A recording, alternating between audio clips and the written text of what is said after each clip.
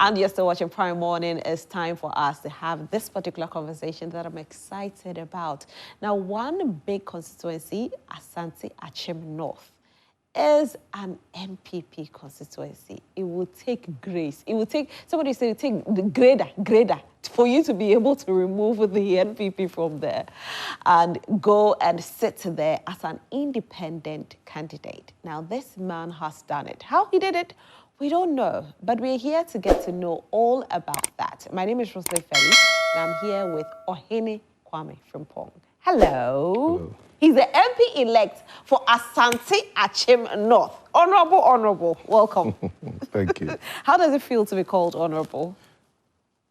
Genuinely, I would prefer my first name, Ohene. Oh, really? To honorable. Why? Well, I just feel like some people have abused that name, honorable. So, for where I sit, I think I would rather be referred to as Ohene because in my mind, I think Ohene is more superior than being called honorable. So will you stop people who decide to call you honorable? Well, I won't stop anyone, but I would rather I'm referred to as Ohene. You want to stay humble? Are you scared it will get into your head? Oh, no, not at all. Oh, really? Not at all. Okay. Well, congratulations, though. Thank you. And knowing that you have been able to unseat the NPP there, for you, you are more affiliated to the NPP as compared to the NDC, right? Well, that's what some people say. Is that not what it is? After elections, don't come to No, but so there are people that felt you should have, contested on the ticket of the NPP, but you went independent. Why? Right. Thank you. So I want to say hello to my constituents. I know that since they realize that I'm coming on Joy Prime, most of them will be sat glued to their TV and watching. So I want to say hello to all of them this morning. Indeed, it was a long thought about my stance as to going into politics. I finally decided that I wasn't ready to distribute monies to a certain group of people. Right. Indeed, NPP is dominated in Asante-Akyem North, my constituency. But that act of distributing money to a particular group of people. When you said particular group, what particular that's group? Delegates. Okay. Because you need the delegates vote to be able to lead the party. Right. Right. Which I didn't feel good about. So I decided that if I've got funds to distribute to delegates, then I am going to be the black sheep to do something different, to use those funds to develop the constituency or do my best in the constituency with those funds. Okay. And then go into a general election. And if indeed the people believe that I can represent them in Parliament, then yes, they'll give me the nod. So that was the trick. So let's talk about some of the developmental things that you did there. What and what? Roads? Well, no, I've never touched any road because some of the things are more government approved than doing it by yourself. Yes, you could do it, but it's more to do with social, economic improvements or impacts. Well, I built a school. Okay. I built a clinic. You built a mosque? I built a mosque. I built a market. A toilet facility. And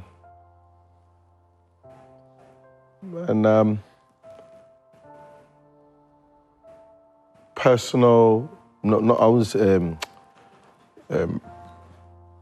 private, I would say private interventions to individuals. Okay. So, yeah. Were you doing all these things before you decided to go to Parliament, or it was birthed out of the fact that you wanted to go to Parliament? Well, with the projects, no. Okay. But with social interventions, yes. I mean, going into hospitals to help people with their financial needs, calling people out of the blue on the road to support them financially, to help them get better work, and a few others. So for these ones, yes, I was doing them so many years before I decided to go into politics. But for the actual projects, yes, when I decided that, because like I said to you initially, those funds that if I was going to go into politics on a ticket of a political party, those funds that I was going to distribute to delegates, that's what I decided I'll use it for, these developmental projects. That's amazing, but I'm quite curious. You're a Christian building a mosque. Why so? For political gains? Right. See, for where I grew up in Fadama, it's a mix of several sects or religious sects. Yes, indeed, I'm a Christian. I was born a Christian, and I still am. But on several occasions, the national chief imam, who is still alive today, Sheikh Usman, Dr. Nuhu Sharbutu, I can't count how many times he's prayed for me. He is part of my successful journey in life. He's one of my spiritual fathers. He's prayed for me so many years, at least over 2 decades. So me being a Christian and him being a Muslim and the national chief imam of Ghana praying for me, then I must believe that indeed all religious sects are welcomed here in Ghana, and that's what everyone preaches about. So I know that, yes, I'm a Christian, but I mingle with Muslims. They go in the mosque to pray. I stay outside the mosque. After that, we go out and we play or do whatever we want to do, move about and all that. So I've grown into believing that we are all the same. We are all one people. So how come you haven't become a Muslim yet?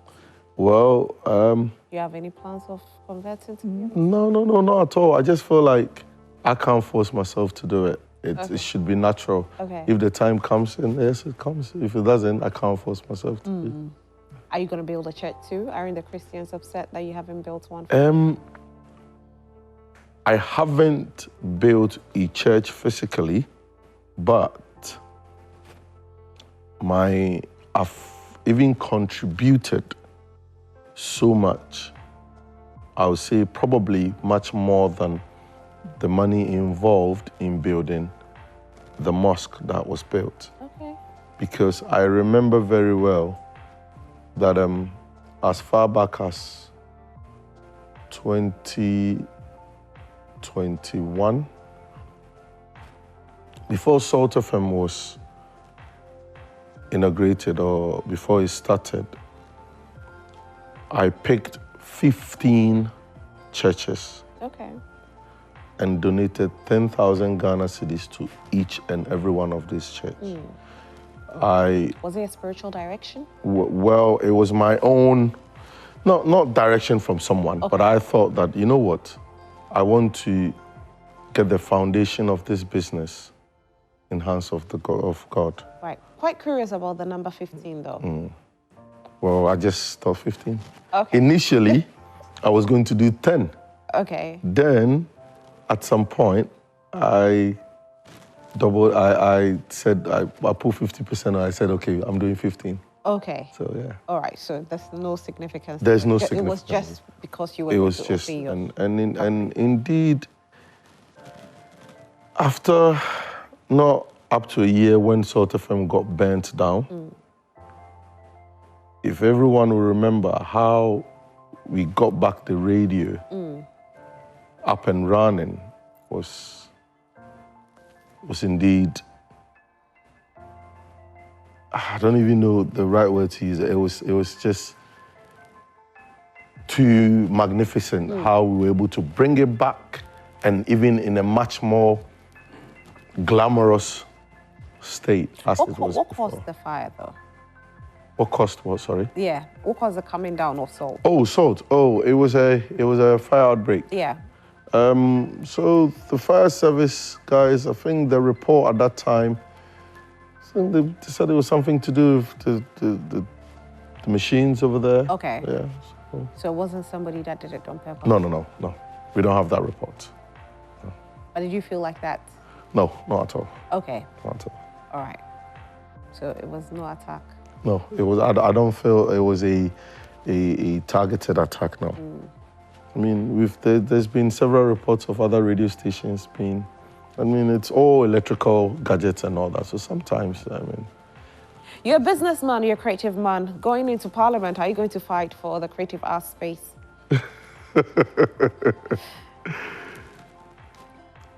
When the time comes for me, and if there's something on the floor of Parliament in regards to creative arts, I'll definitely give my 10 cents. In favor or against? In favor. Okay. In favor. All right. Even if it doesn't make sense? Oh, if it doesn't make sense, then no. Okay. But yeah, in favor. But if it doesn't make sense, then no.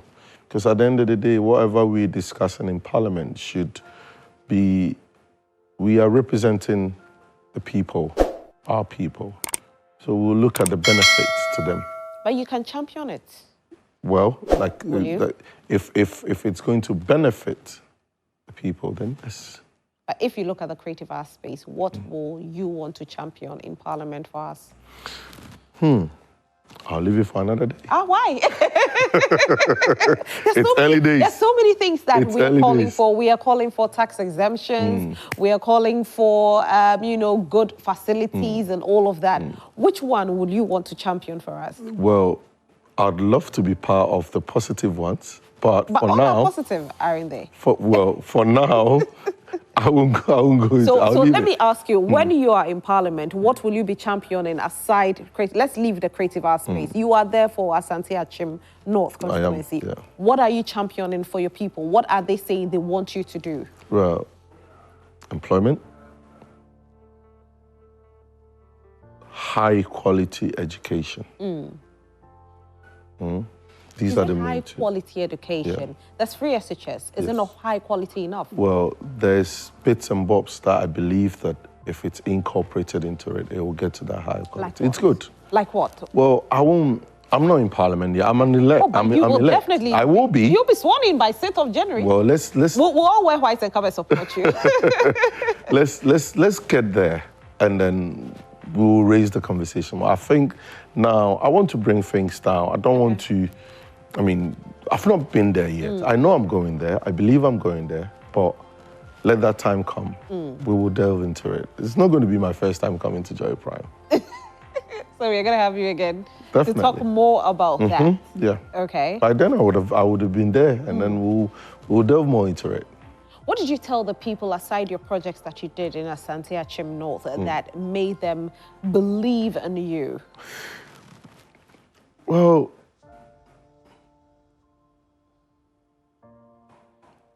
I spoke to them about my plans, my vision. I'm a part of them. If I say I'm a part of them, I dealt with them several years before deciding to go into politics. And so I was born in Agogo.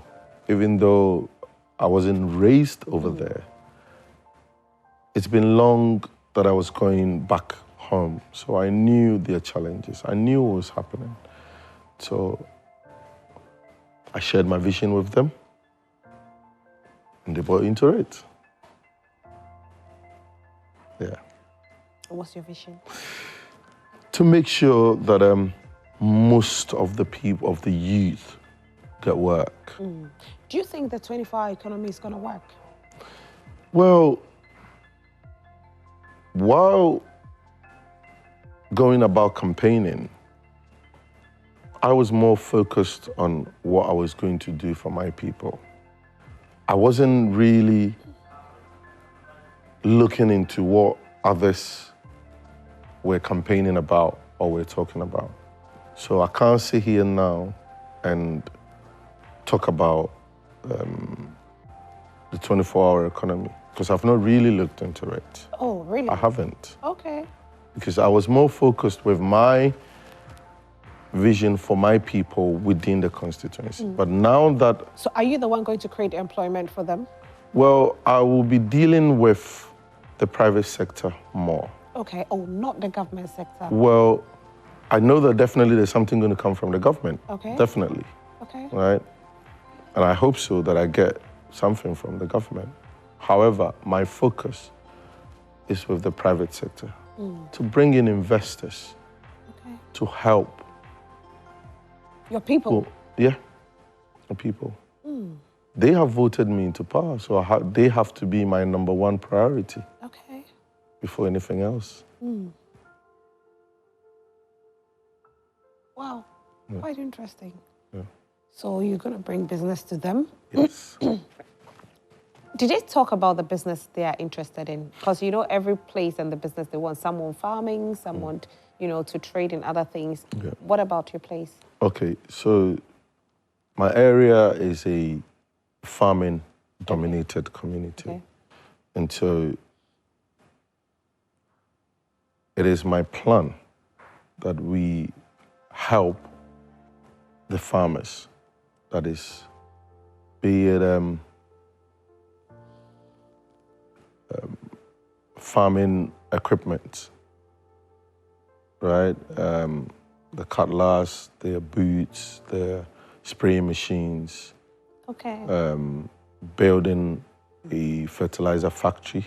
Nice. I have a plan for that. Nice. So I've actually got a fertilizer distribution license. Oh, wow. Yes. I secured that even before going into politics. And so I've put certain things in, I believe, in the right perspective. And it's just a matter of time.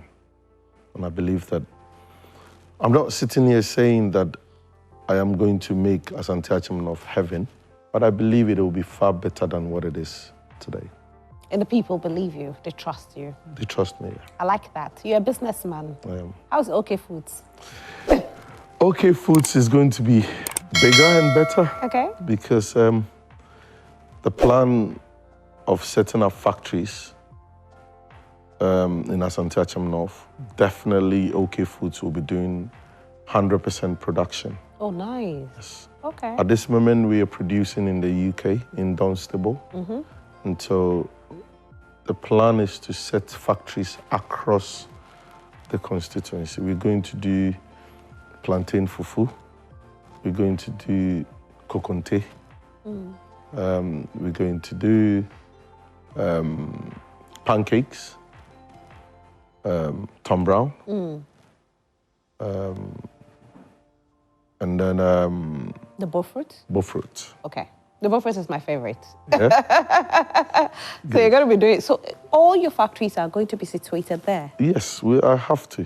I have to. And with that, I'm looking between 1,000 to 2,000 jobs. Yeah. I'll be doing a bottled water project as well. I've already secured the land. We've already dug out the bowl for the water. So we'll be doing bottled water with drinks as well. So all these monies are going to come from your pockets? Well, I'm going to liaise with the private sector. I've got investors that I'll be dealing with. All right. Yeah. Foreign investors? Foreign investors, yes. All right. So you're going to use your relationship to build your place? Yeah. Wow. That's the plan. That's the plan. Yeah. What about those who are always depending on their members of parliament for little things like abortion and all? You know, before we started the show, I told you that a friend of mine who is a member of parliament was telling me people can call him to tell him that they've impregnated a woman and they need money for abortion. Some will say, that, yes, it's happening. So something like that, how are you going to deal with these persons? Because if you don't give them the monies, they become aggrieved. See, indeed, even before winning these elections, I faced these challenges, all right? Sometimes, with the help they need, I'm not able to meet the prime demand or the demand for it, but I meet them halfway sometimes. The ones I'm not able to deal with, see, I speak to them. I speak to their conscience. Okay. You know, life, it's sometimes, if you're able to communicate well with people, you're able to bring certain things down to the minimum. So indeed, that challenge is there. I'm not expecting it to go away. We'll face it, but we'll manage it. What's your take on the recollation exercise that took place on Saturday? For the fact that there was a Supreme Court order, there was a stay of execution, and that was breached. But EC said they never received it. Well, if they didn't, that's fine. For now, I won't say much about it. But I don't think that if there's a stay of execution and people go ahead to do what they're not supposed to do, I don't think that's the kind of environment that every Ghanaian wants. You know, so if they say they didn't receive it, still early days, time will tell. Time will definitely tell. But were you quite surprised at the outcome of the elections, though?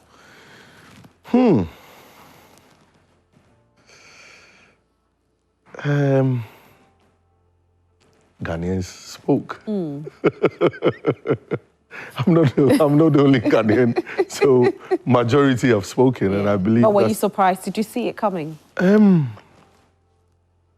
At some point, I think I did, but you know, your guess might be wrong. But at the end of the day, the majority of the Ghanaians decided what they want, and that's what we have. So now let me even take this opportunity to wish our new president-elect, His Excellency John Dramani Mahama. I want to wish him well, his team. I want to say congratulations to them. He's our president. He's our president. Yeah. So are you willing to work with the NDC in Parliament? While campaigning, one of my messages to my people as an independent candidate, I said to them that I would do business with any government that comes in power to be able to bring something good to the constituency. And so, time will tell. But yeah. We keep hearing time will tell. When is the time that is going to tell? The next 6 months, and the next 1 year, and the next 2 years? Oh, no. It's just a few weeks away. Okay. I mean, I am an elect now. After swearing in, that time starts. Okay. So then... We're waiting for that day. I'm waiting for that day. That's barely how many days away? It's just 2 weeks away, you know. And then right after 2 weeks, that's it. Yeah. You become the member of Parliament for Asante-Akyem North. But were the NPP not upset with you when you decided to run independent? I had NPP members vote for me. I had NDC members vote for me. Really? But when you decided to run as independent, were they not upset? Did some of them come and see you to ask why you decided to betray them? I don't think those who were asking that had a reason to, but I was able to explain to them why I decided to go in as an independent But candidate. did they feel betrayed? Well, maybe they will be betrayed if they give me any money to campaign, but no one give me anything. So if you don't have any stakes in mind... You know, knowing that, you know, you were a party sympathizer, they were hoping that you would have probably helped them retain that seat, but rather you took the seat away from them. I mean, even before you took the seat away from them, you decided to contest as independent. So probably at that time, they felt a bit betrayed. Well, I was looking at what I could do for my people. I was looking for what my people want and not what a certain group of people want. So the call toward my action was in regards to serving majority or most of my people, devoid of any political affiliation. Do you have presidential aspirations? Well, I can't say that for now. The reason why I can't say that for now is being sat here today, I'm not even sure if I go to bed tonight, I'll wake up tomorrow. So we leave it to the hands of God Almighty. You have aspirations, although you don't know. I'm not thinking about it. Okay, not now. No, I haven't thought about it. But did you think about being in Parliament one day? Well, no, not at all. Okay. Not at all. Not at all. Not until recently when I decided I was going to, I want to lead my people in Parliament. When but did it wasn't. You do this decision? Well, you know that this decision was finalized somewhere around October last year. Okay. Yeah. October last year. So barely like a year and a few months, you made a decision. Yeah. Wow. Yeah. Okay. And I think one of the reasons why we were successful was the fact that we had already paved a goodwill path in the constituency. Okay. The constituents knew me way before. Or if I say they knew me, not only because I was born in that region, but my social impact and intervention in the constituency. I mean, it could be noted that several times that I was spotted, I mean, helping people in several hospitals within the constituency. I mean, doing a lot of social interventions, helping people. I mean, supporting people with a scholarships. Right. Yeah, to some in universities, some in, I mean, organizing educational challenge. I mean, sponsoring students abroad, helping girls with, I mean, several educational needs like laptops and all that. So I was known in the constituency. If I say I was known, that's what I mean. Okay. Yeah. I was doing a lot of social interventions over there. I know a few, you know, gospel musicians that you support as well. And you have decided to support them till. Do you have to be a hit maker before you support? Because it looks like it's those who have the hits that you're supporting. Is that what it is? Well, or how do you select them? Well, no. Probably you're saying that probably because those in the limelight maybe make mention of me. Okay. But you see, the ones who are not in the limelight, they do mention, but because they're not in the limelight, you're not hearing it or you're not seeing it. Okay. Yeah. So everybody, but what's your criteria for selection? I don't select. I mean, anyone who comes my way, if I'm able to, I give my support. All right, okay, Yeah. that's how it works. Yeah. So we are going to Nyamidua Children's Home on the 30th, but we'll show it on air on the 1st. We want to put a smile on the faces of these children in Nyamidua Children's Home. And so we are knocking on your door for support. Right. To support these children. I think if you look on the screen right now, you see the flyer. So these are the children. It's right behind you. Right. So yes, we are going there. Right. We'll go on the 30th, but we'll air it on the 1st of January. We just want to put smiles on their faces, so we want to donate food items to them. We want to have a party with them as well. Okay. And then we donate food items, clothes, toiletries. I mean, everything that we want, we can donate to them. We'll donate it to them. So we are knocking on your door too. Since you are somebody who is a philanthropist, you're very, very, it's very dear to your heart. But what birthed that? Well, I think it started when I was living in the UK. That's when I started supporting people who were rough sleeping. Oh, right. And so we started from there. Then I thought, okay, well, if I'm doing it here, I should bring it back home. So that's how it was birthed. It started. Right. Is it like you're from a poor home or something? I'm not from a rich home. Okay. My parents did their best for me. I know how it is to not to have food on the table. You? Yes. You? Yes. Really? Yes. You grew up? It's not been all rosy for me now. Growing up, at a point in my... I've lived like the normal person would live in Ghana. Yeah. Well, in a compound house, bathing outside on the stone, or standing on a stone, bathing outside. Wow. Walking to school. I've never been a child of a rich parent now. Wow. No. So how did the fortunes turn around for you? Well, so it started in the UK, and of course, my dad, who was living in America, was able to, he did well. And so when he passed away, a few things came back to the family where we had to turn things around to make sure it's for the betterment of the family. All right, that's amazing. So that's where you started your business? Yeah.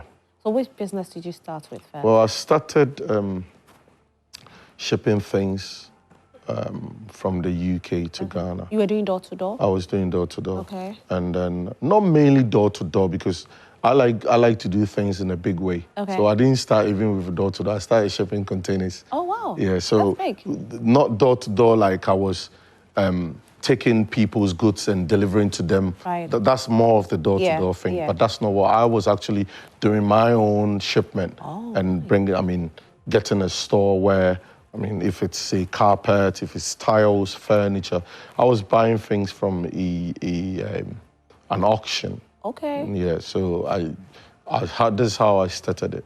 Buy things from the auction and then put it all up in a container and then ship it over and then get to sell it. Wow, amazing. Yeah. So that's how your fortunes turned around? Well, that's how I started it, but yeah. And consistency has paid off? Well, at some point I even stopped there. I've been doing quite well. I've been doing quite well in the UK. I've been doing quite well. Yeah. So what schools did you attend? All right, so basic school, Cosmos. Okay. That's at Newmarket, La Paz. And then I went to Central University. Okay. Oh, no, so before Central, Agri Memorial. Cape Coast. Okay. And then Central University. Okay. And then in the UK. And then you went to the UK. Yeah, I did. We are so proud of you. Thank you. So what are you doing this Christmas? I'll be going to Asante-Akyem. Okay. I should be there by tomorrow or day after tomorrow. Okay. I will be there. And I'll give them a message. I'll try to visit as much homes within the constituency as I can, and yeah, hopefully it's going to be fun. Fantastic. Thank you so much for being here, Ohene. We are grateful. He says we should call him Ohene. He's honorable. Honorable. Thank you so much. We are very grateful and congratulations. Ohene, Honorable Ohene Kwame Frimpong. He's the MP elect for Asante-Akyem North. A big congratulations to him. And those of you who voted for him, I know you're very proud of him. This is all time will permit us for this morning's show. My name is Roslyn Felly. I did this with Etiedua Komia. Enjoy the rest of your day. Bye.